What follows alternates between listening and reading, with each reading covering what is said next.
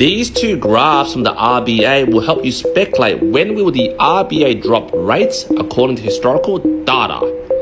But before we go to the two graphs, I've recorded all the experts that predict when rates will be dropping. For example, from Westpac, Bill Evans has predicted, cash rate could go up to 4.1, which is quite consistent with CBA. NAB is predicting that there will be one more cash rate hike at 4.35 and ANZ at 4.1. When these experts were asked, when will the cash rate be at its peak? Well, Westpac is saying, June 2023, CBA June 2023, NAB a bit of pessimist, November 2023, and ANZ June 2023. When asked, when would rates drop? Well, these guys at Westpac predict that will be dropping to 2.6 by the end of 2025, and CBA at 3.1 by the end of 2024.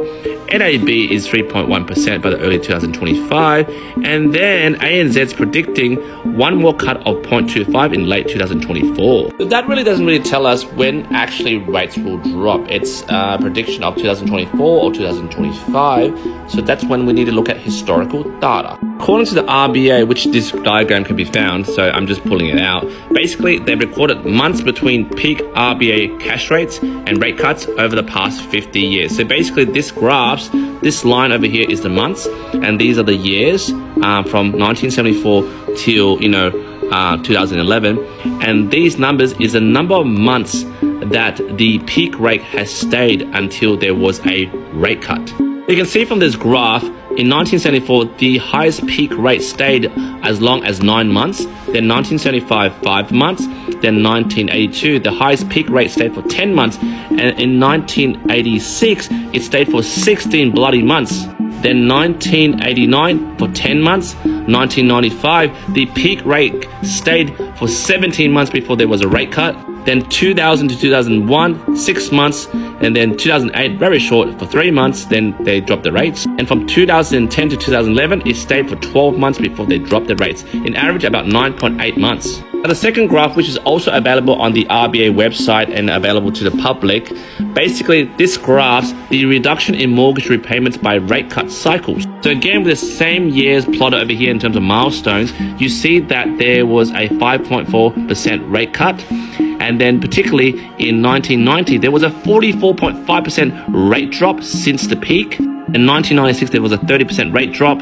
And then 2001, 17%. 2008 to 2009, 31%. And in 2011 to 2020, a 28% drop. In average, an 18% drop. Westpac, CBA, and ANZ, forget about NAB, they are right about the peak, which is June 2023, which has passed, which is about 2 months ago. And this is the peak over here, which is where we're at on average 6.5%. According to the RBA data, which collates 50 years of the past rate cuts, on average, an 18% rate cut, which applied here, if this is the peak, 6.5%, we might be seeing rates at 5.2% as the new norm. For you guys out there who think maybe the RBA will one day drop rates back to when it was the COVID days of 1.99 to 2.3%, forget about it. This is against historical data.